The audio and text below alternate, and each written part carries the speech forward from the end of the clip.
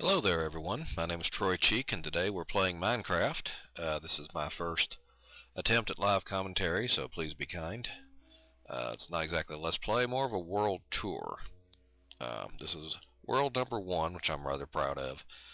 Made myself a little pointer here to point toward my base in case the world's largest and ugliest mob grinder there is not an indication of where it is. But let's head over there.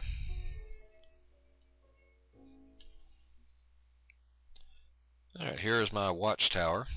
As you can see, I got a good view of the surrounding countryside. I've surrounded my base with cacti and burning netherrack, which helps keep down the mobs at night and also provides entertainment.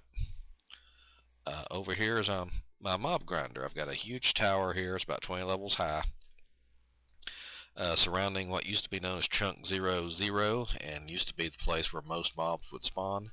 Unfortunately, that's no longer the case, but it's still a lot of dark area and still spawns lots of mobs. I also have some feeders coming in from outside. You can also see there I have a little, well, let me show you.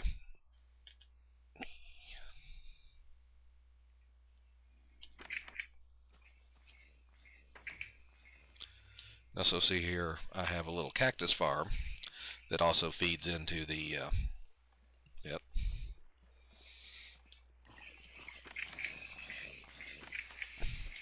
And we come here where we see that the mobs are pushed down the chute into this lava.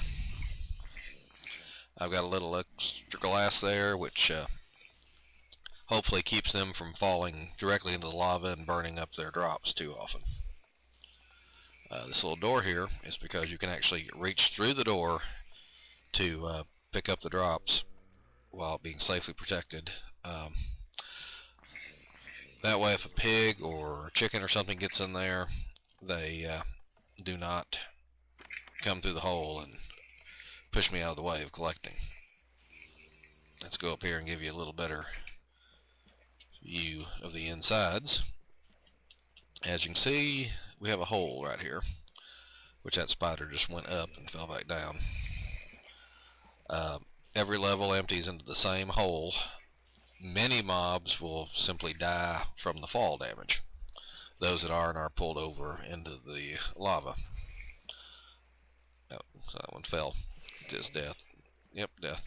Now that spiders climb much better than they used to, it's actually fairly dangerous to be out here because they can come over my glass, which I do not have completely blocked off here, and come out on top of my base. Another interesting part of this base is this redstone clickety-clackety thing, whatever you want to call it, which is actually powered by pressure plates and a endless loop of mine carts going back and forth.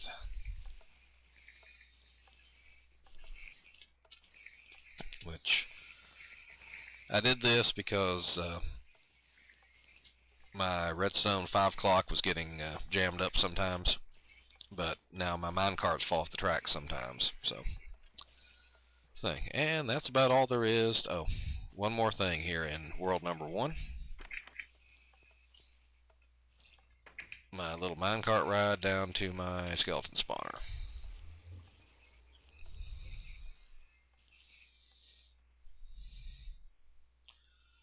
Most of these boosters are probably unnecessary. I found a huge underground cave system not too far from my base, and eventually ended up making a track to take me to an interesting part in it. I found a skeleton spawner. Created my skeleton spawner trap, which uses the skeleton's propensity to attempt to swim up even when they don't have to. So this trap pushes them all together. They come out in the center. Go up here and, about to say, eventually start drowning.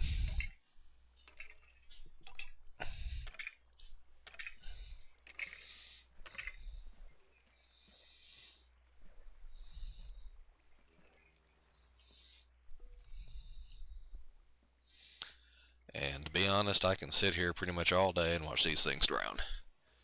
There are simpler versions of this. I could have just put a column of water in the corner of the room and drop the items out the bottom, but I just like being able to watch them here.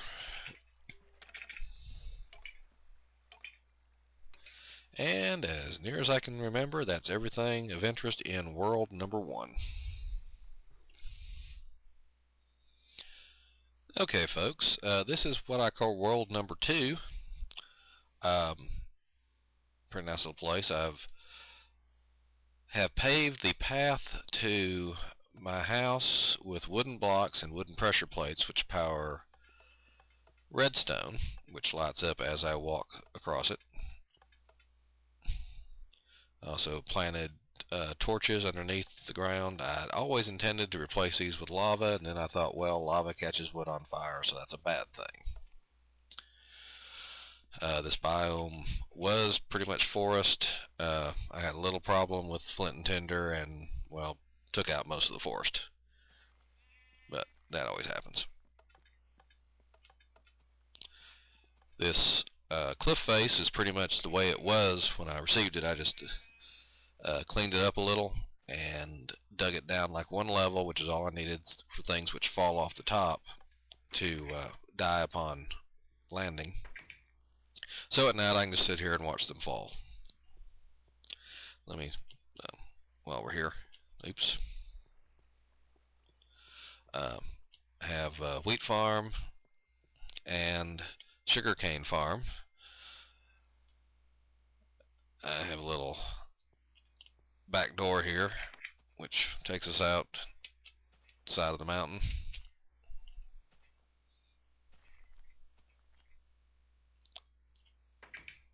And this tunnel was supposed to go somewhere and it never did.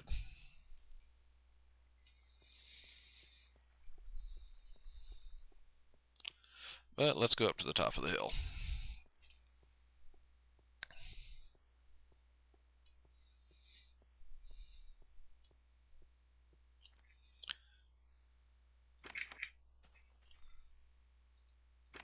Up here we have the huge collection of trees, which I'm rather fond of.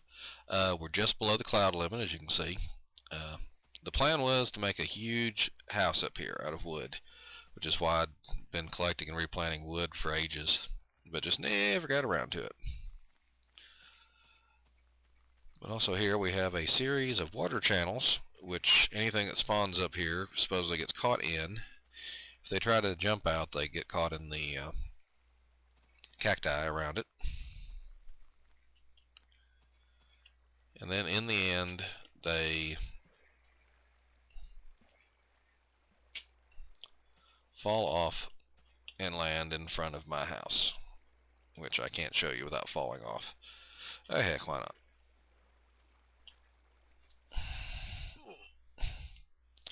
And as you can see, I had armor, so I survived.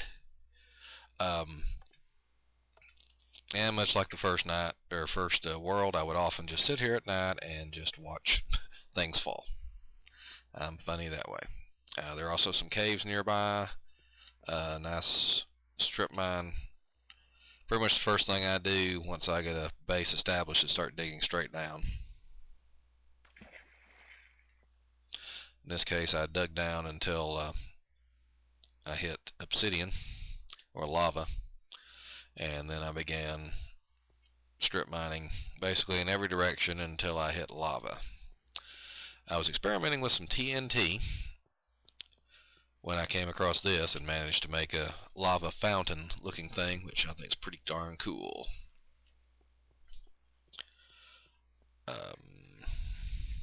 And I think that's about all there is for world number 2 here.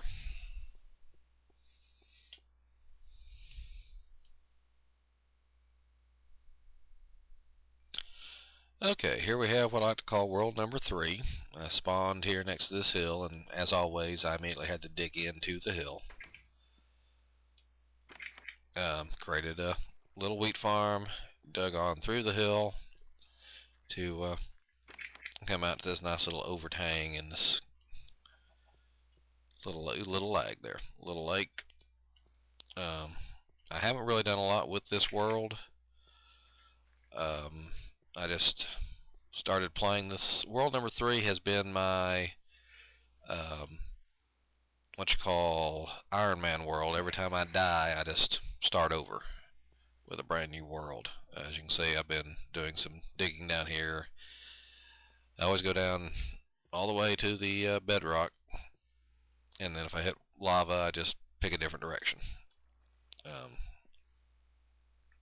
As I said, there's not a lot to this world, because every time I die, I start over.